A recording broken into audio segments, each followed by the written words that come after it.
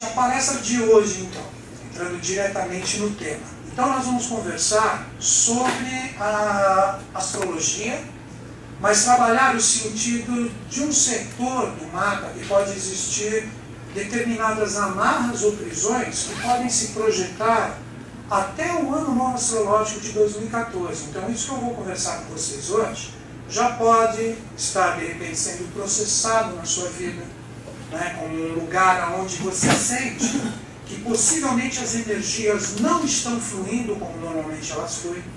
Né?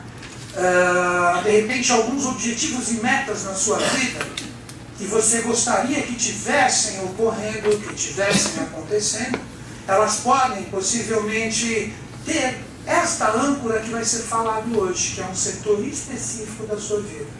Que é aí que a gente utiliza a aplicação direta da astrologia. Que a astrologia, quando ela é trabalhada com consciência, ela é um instrumento fantástico para o aprimoramento.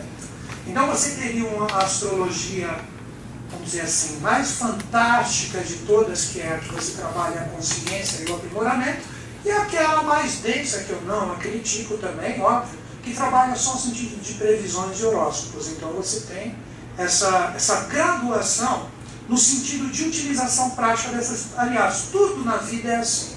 Tudo. Inclusive nós, com personalidade humana na nossa evolução, nós somos assim.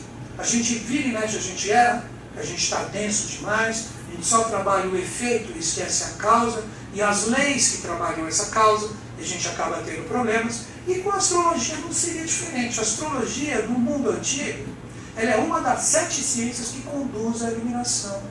Né?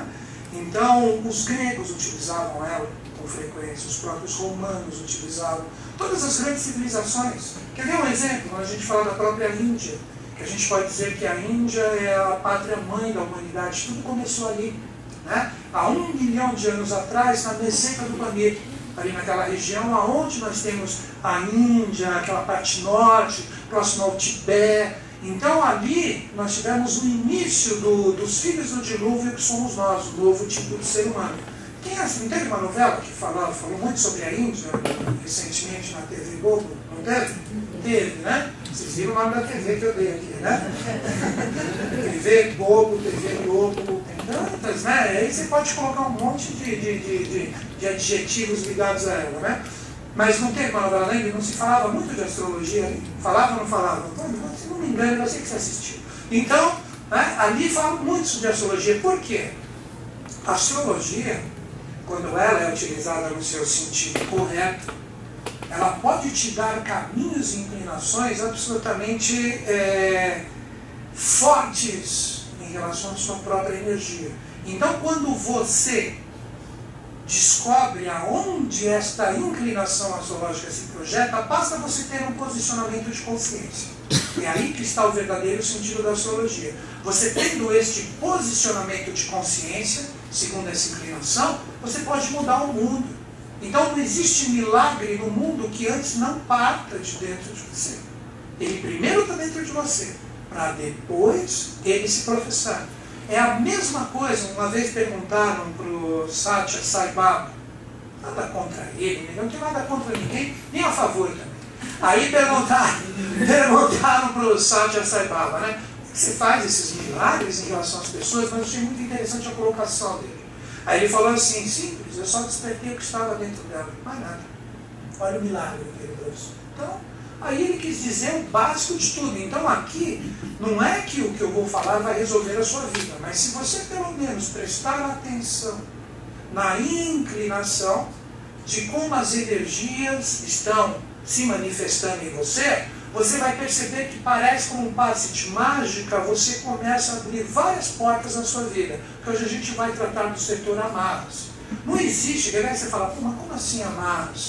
Amarras no sentido que não existe vida sem desafios e provações, senão ela não teria sentido. Né? Então as amarras existem no sentido de você ser amarrado pelas provações, no sentido de você não ter a força de superação em você. É esse milagre que eu acabei de comentar em relação ao Satya Sai Baba, no comentário do repórter ou da pessoa que o estava entrevistando. Quando você desenvolve essa força de superação, as amarras saem, mas porque primeiro o milagre Ele partiu de dentro de você. Então é aí que a gente vai trabalhar esse sentido bacana da palestra e da astrologia, empregada nesse sentido prático. Como vocês viram, antes do início da palestra, a gente trabalhou 12 setores. Esses 12 setores, eles são conhecidos na Grécia como os 12 trabalhos de Hércules. Onde na mitologia, o que aconteceu? Simplesmente ele chegou e o Hércules ele teve que provar para o rei, que era a força temporal, que ele tinha um lado semideífico nele, que ele era filho de Deus também. Então são projetados nesses 12 setores que estão ali, né? Esses 12 setores, eu falei isso até na aula que eu tive sábado, ontem, no lugar onde eu estava processado na pirâmide. Quer ver os gregos falando desses 12 setores? Os gregos não, os egípcios. Só que, óbvio, esse conhecimento vem bem anterior a eles, mas as pirâmides principais estão lá. Se você olha a pirâmide é formada por qual forma geométrica?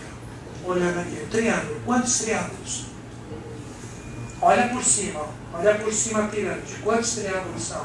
4 triângulos. 4 vezes 3, 12.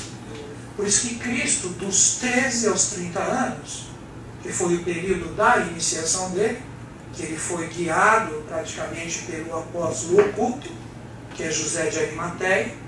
José de Arimateia passou com ele no Egito, sim, teve uma face dele também ligado à Índia.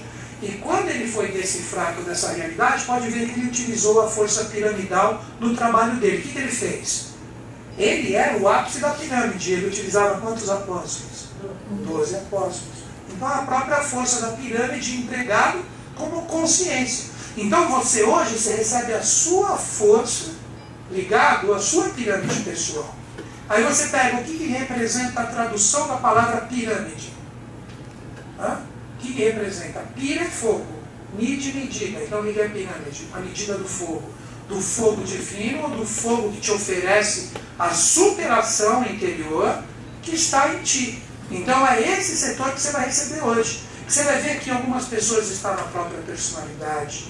E algumas pessoas, essas amarras podem estar focadas no setor financeiro, podem estar ligadas à família, podem estar ligadas ao seu trabalho, podem estar ligadas também à sua parte do inconsciente, aos seus relacionamentos, aos seus apegos. Então hoje a gente vai conversar antes da essência e depois dessa essência a gente faz a projeção direta no setor particular de vocês. Então, o início da palestra, eu vou falar que são essas 6 direções do espaço aqui. Essas 6 direções do espaço, para quem quer saber a fonte, que foi a forma que eu utilizei para embasar na astrologia, foi num livro do professor Henrique José de Souza, né? Ilustre brasileiro que já não está entre nós, né? Henrique José de Souza, que ele cita um fragmento do livro deste polígrafo espanhol. Um pouco de cultura é sempre bom. Mário Rosso de Luna, um ser fantástico que estava ligado ao trabalho de Helena Petrovna Blavatsky, e ele escreveu esse livro, que vocês podem achá-lo na internet para download. Se vocês procurarem, vocês podem achar. O nome do livro chama-se Tibete e Teosofia.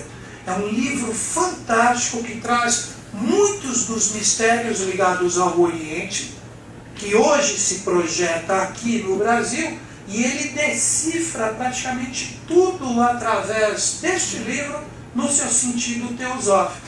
Então o professor Henrique José de Souza, que atuou praticamente de uma forma direta com esse grande polígrafo espanhol, que foi o Mário Rosso de Luna, ele escreveu esse livro.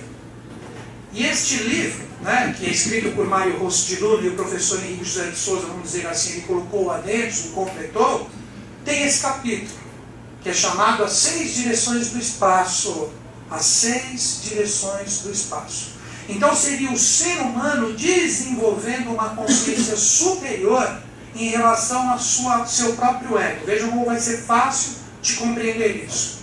O ser humano normalmente ele tem um posicionamento comum de ficar olhando só para a sua frente. Você não tem assim a sua visão de espaço. Normalmente você fica focado à sua frente, ou quando algo te chama a atenção, você olha a lateral, quando você escuta algum barulho, alguma coisa, você vira para trás, alguém chama o seu, e por aí vai. Essas 6 direções do espaço, quais são? Você tem o eixo norte-sul, norte-sul. Você tem também o eixo leste-oeste. E você tem, que é o tema da nossa palestra, o que nós chamamos de meio do céu. E, por fim, o fundo do céu. Vamos compreender o que seriam essas 6 direções do espaço. Quando nós falamos desses pontos, vocês já viram aquele ditado que acha o seu norte? Que se alguém chegar e falar assim para você, acha o seu norte, o que isso quer dizer para você? Na gíria. Acha o seu caminho. Acha o seu caminho, vê para onde você foca, a sua consciência. E nesse livro, nesse livro aqui você tem exatamente essas 6 direções projetadas de forma que você pode utilizá-las no sentido prático. Aqui é o eixo norte, aqui é o eixo sul. Isso é uma projeção que é feita no mapa astral. Você tem o que nós chamamos do eixo leste, que é o eixo do oriente, que é chamado de ascendente. Todo mundo já ouviu falar isso na astrologia. Todo mundo já ouviu falar? Signo ascendente. O que representa o signo ascendente? Se você tem um filho, ele é o que seu? Ele é o seu descendente. E quem é o seu ascendente? Os seus pais, mães, né, que a gente fala. E o ascendente, na astrologia, ele é o ponto ligado ao oriente. Onde que o Sol nasce? Sempre, gente. Sempre. No lado leste, que é o lado ascendente. Olha que magia no momento do seu nascimento. Prestem atenção. Esses 6 pontos, eles se projetam em você através de 6 direções, gerando em você a vida, ou o sentido da reencarnação. Porque a maioria dos seres humanos, eles se focam hoje simplesmente no viver por viver. Então os seres humanos, eles são puramente emocionais, egóicos. A gente se foca tipo assim, eu tenho que ganhar dinheiro, minha vida tem que ser legalzinha, eu tenho que ter 2, 3 carros, eu tenho que ter vários apartamentos, eu tenho que namorar bastante, eu tenho que me divertir. Esse é o ser humano básico. Esse é o ser humano comum. Esse é o ser humano que resolve escolher o caminho do quê? Da facilidade. O ser humano que começa realmente a se aprimorar, é isso que está escrito nesse capítulo do livro Mário e o Rosto de Luna. É o ser humano que começa a compreender que nessas 6 direções que nós vamos conversar agora, existem muito mais consciências, que é o exemplo que eu comecei a citar agora, que é o simples nascer e pôr do sol, que quando a gente compreende o que existe de mágico e de real em relação a essas forças, a gente já começa a transformar nosso sentido vibracional. A gente começa a deixar de ser o que? O ser humano comum. Aquele que só quer aquelas pequenas coisas que originam aquelas pequenas diversões. A gente começa o quê? Aí eu utilizo essa palavra que para mim já deve ser abolida. A gente começa a se espiritualizar. Aí você fala, pô, mas abolir? Espiritualização? Que tal tirar um pouco dessa mística e colocar assim, realizações conscientes, aprimoramento do que eu sou como ser humano para ser utilizado em prol do grupo. Porque a palavra espiritualidade já está muito desgastada, ela é vendida hoje com cartão de crédito, em nome de Jesus, em nome de Cristo, em nome de Buda, em nome de... Nossa, para Buda, para falar outras coisas, e é vendida aí, a gente compra.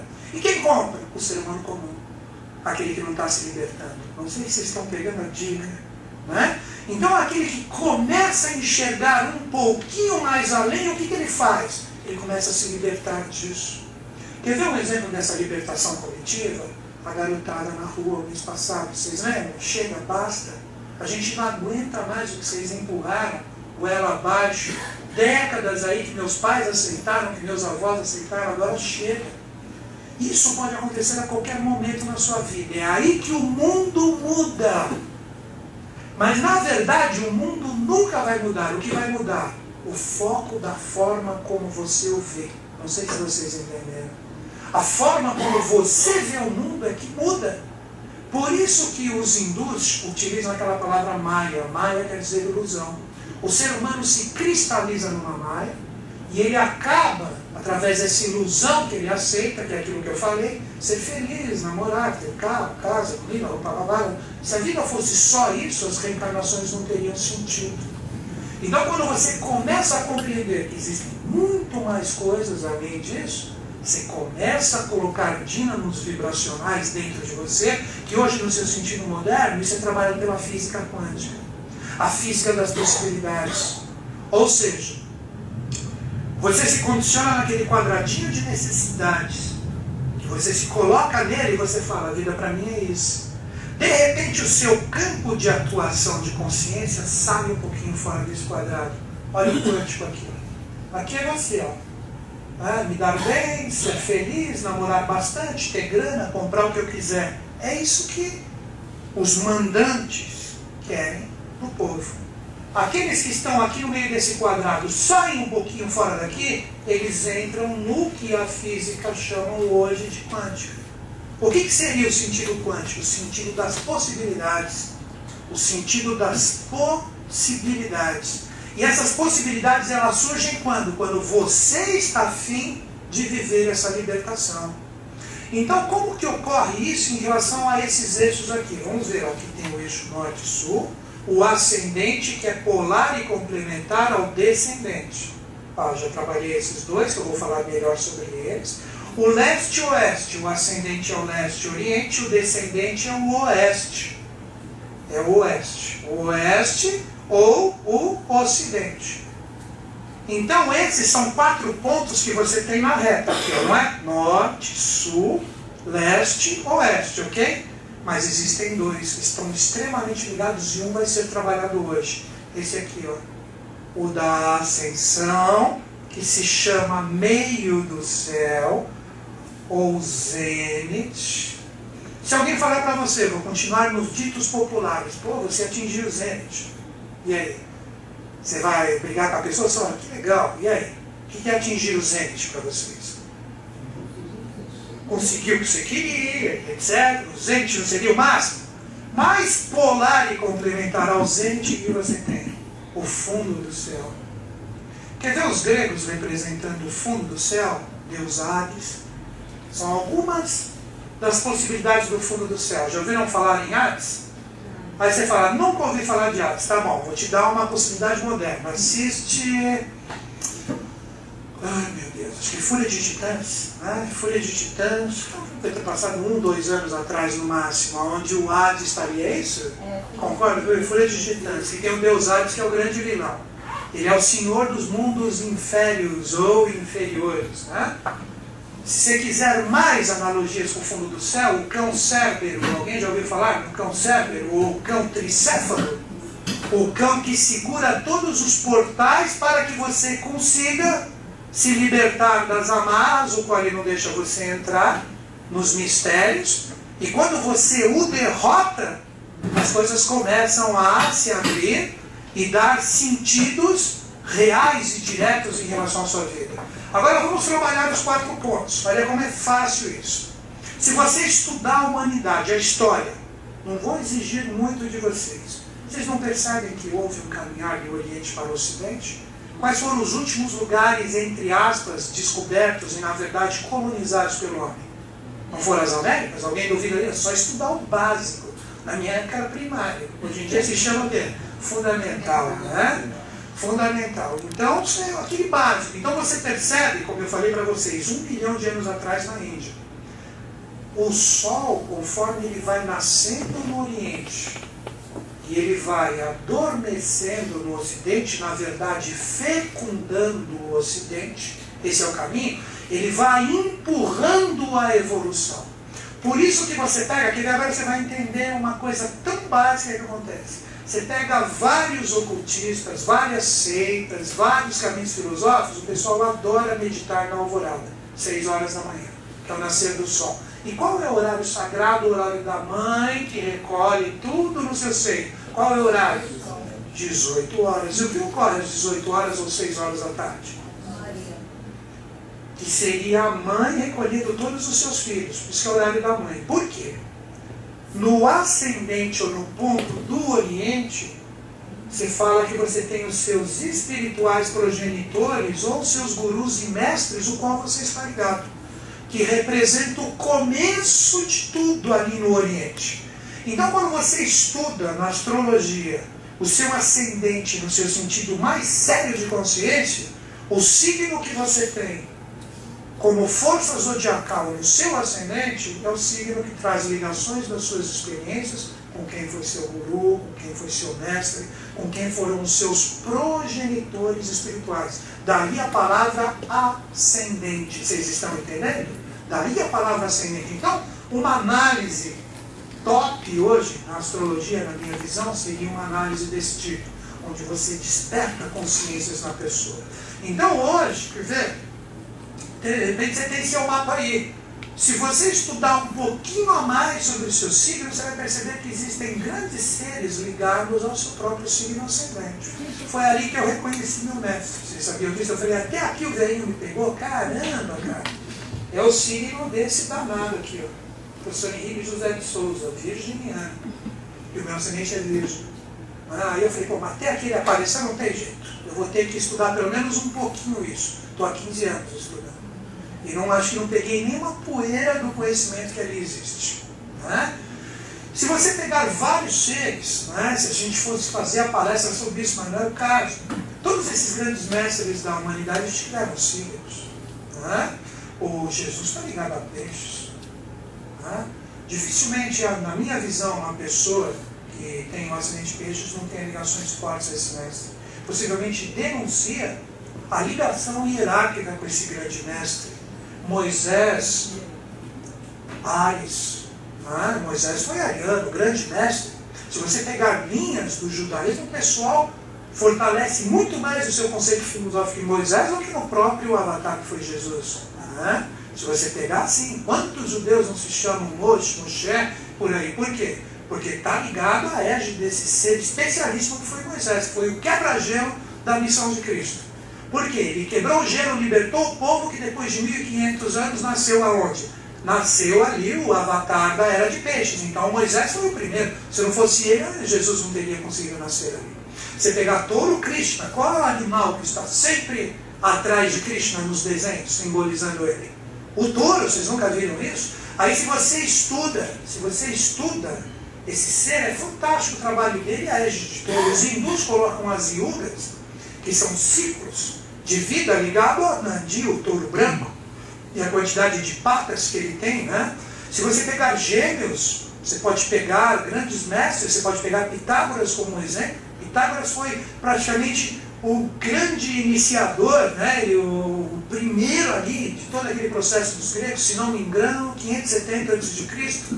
Depois dele nós tivemos Sócrates, 470. Depois disso nós tivemos Platão, 350, e depois um outro grande mestre ali, que foi aluno de Platão, foi Aristóteles, que trouxe todos os princípios fantásticos ligados a isso. O gênio está ligado a essa consciência, a parte da mente concreta, como Pitágoras iniciava as pessoas nos números, colocando números ele iniciava tudo. Vocês já ouviram falar nisso, né? As análises, né? Pitágoras um grande gênio, né? Se você pegar Câncer, estava totalmente ligado à energia do próprio mestre Saint-Germain. Saint-Germain é Câncer. Saint-Germain é a energia de Câncer. Quer ver um exemplo? Saint-Germain e a égide de Escorpião. Escorpião é o grande mestre, o Conde de Cagliostro. Os dois atuaram na Revolução Francesa. Primeiro veio Saint-Germain com a égide de Câncer, trabalhando o quê? Trabalhando mais o sentido amoroso de todas as transformações necessárias na corte. Como a corte não escutou todo o lado de influxo de Saint-Germain, o que veio? Veio o rigor. Aí nós tivemos a Bastilha em 1789. E a Bastilha veio sobre a égide escorpianina do Conde de Cagliostro. Né? Então sempre vários seres ligados a todo esse processo. Leão, um dos grandes patronos da teosofia, da maçonaria, ou a própria Rosa Cruz, Akhenaton, o Amenófis IV, o grande faraó rebelde, um grande transformador, Helena Petrovna Blavatsky, a patrona da teosofia, ligada à égide de Leão, né? Virgem, eu cito o Henrique José de Souza, o grande mestre brasileiro ainda pouco conhecido. Acredito que daqui 100 anos, um século, ele terá o reconhecimento, o peso e a medida. Libra, quem sabe? Quem sabe? Mestre de Libra. Buda, Sakyamuni, Siddhartha Gautama, né? Caminho do meio, da paz. Né? Você pega Escorpião, já citei, Conde de Cagliostro, grande ser. Né? Se você pegar a consciência de Sagitário, todos os grandes mestres pós-Pitágoras, o próprio Sócrates, o próprio Platão, todos os grandes mestres da Grécia, quando você pega a égide de Capricórnio, Capricórnio, nós temos toda a força do Nostradamus. Todo mundo pensava que ele era sagitariano, não, a energia dele estava focada totalmente com a força da égide capricorniana. Né? Se você seguir, quer ver um mestre bem rebelde ligado a Aquário, Mozart, Galileu Galilei, sempre a rebeldia afirmando, e por fim, Peixes, a égide de Jesus. Então eu dei algumas dicas bem pequenas de toda a imensidão do que representa o signo ascendente. Como tudo tem uma polaridade, se no ascendente o Sol nasce e traz toda a evolução da humanidade,